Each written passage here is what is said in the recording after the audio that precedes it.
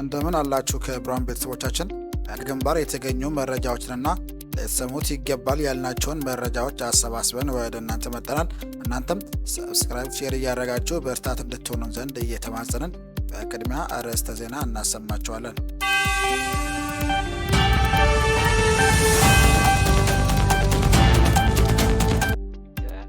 ፋኖ ብሔራዊ ኃይል ምስራቅ አማራ ቀጠና ሚኒልክ ዕዝ የመቄት ወረዳ ጊዜያዊ ህዝብ አስተዳደር ህዝባዊ ውይይት መድረኮችን አጠናክሮ ቀጥሏል።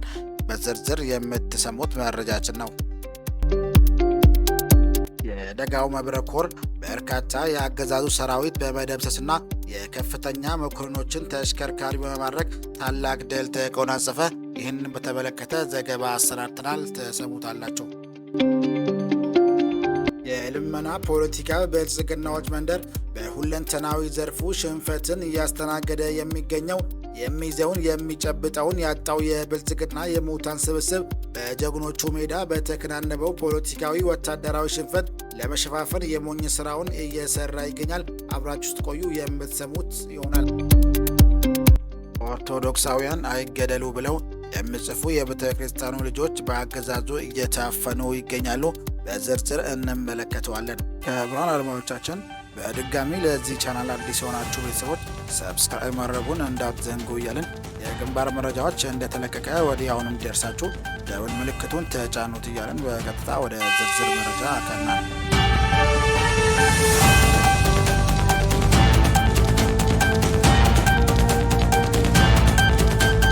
የአማራ ፋኖ ብሔራዊ ኃይል ምስራቅ አማራ ቀጠና ሚኒልክ ዕዝ የመቄት ወረዳ ጊዜያዊ ህዝብ አስተዳደር ህዝባዊ ውይይት መድረኮችን አጠናክሮ ቀጥሏል።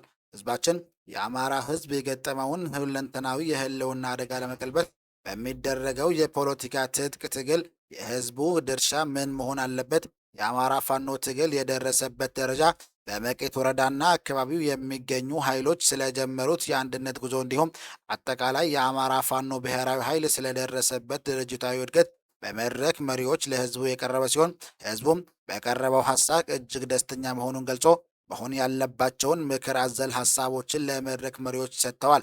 በተለይ በወረዳውና አካባቢው ከሚገኙ የፋኖ ኃይሎች ጋር የተጀመረው መልካም የአንድነት ጅማሮዎች መበረታታትና መጠናከር እንዳለባቸው ህዝቡ በአክብሮ የተናገረ ሲሆን የመቄት ወረዳ ጊዜያዊ ህዝብ አስተዳደር ዋና አስተዳዳሪ መምህር በሪሁን ደምሌ በበኩሉ አንድነቱን ከባለድርሻ አካላት እየተወያየንና እየመከርን ወደፊት በድል እንጓዛለን ሲል ገልጸዋል።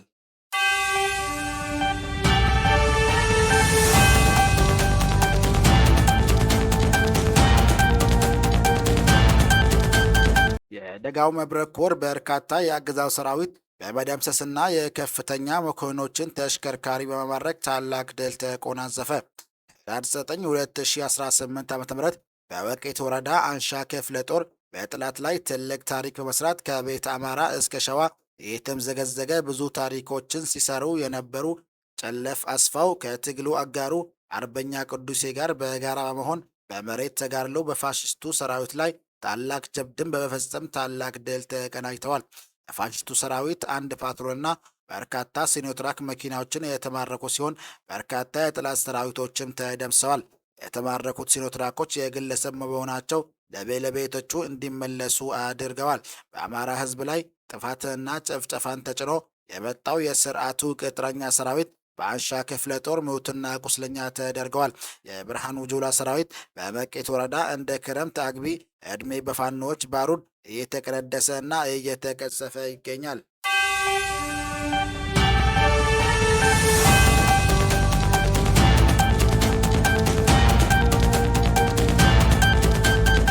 የልመና ፖለቲካ ብልጽግናዎች መንደር በሁለንተናዊ ዘርፍ ሽንፈትን እያስተናገደ የሚገኘው የሚይዘውን የሚጨብጠውን ያጣው የብልጽግና የሙታን ስብስብ በጀግኖቹ ሜዳ የተከናነበውን ፖለቲካዊ ወታደራዊ ሽንፈት ለመሸፋፈን የሞኝ ስራውን እየሰራ ይገኛል።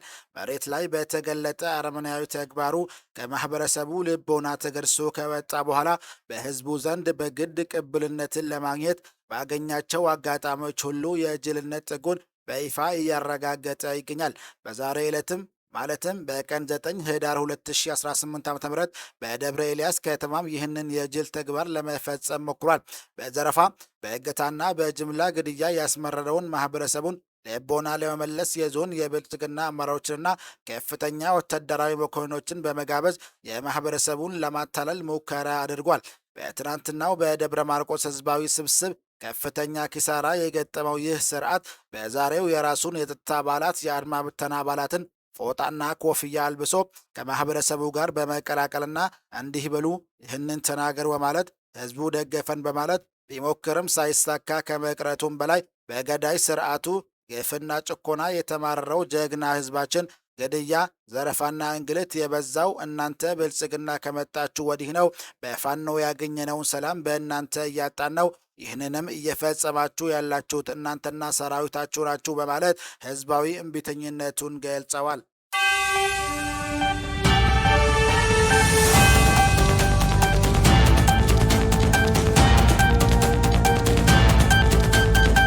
ኦርቶዶክሳውያን አይገደል ብለው የሚጽፉ የቤተ ክርስቲያናቱ ልጆች በአገዛዙ እየተፈኑ ነው ተባለ።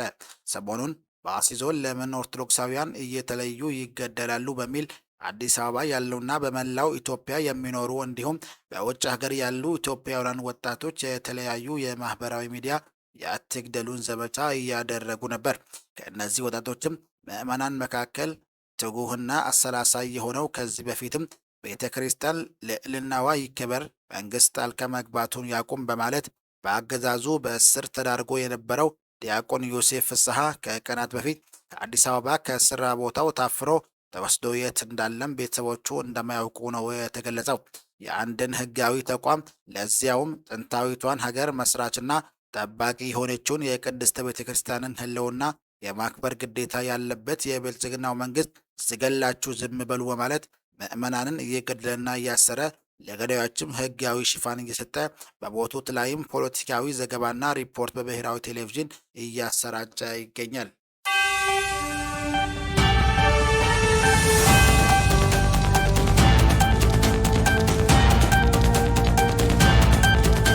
አምስት የአገዛዙን ሰራዊት አባላትና ጋድመም 2 ክላሽ ከነሙሉ ትጥቁ ደርበው 64ኛ ክፍለ ጦር ተቀላቀሉ።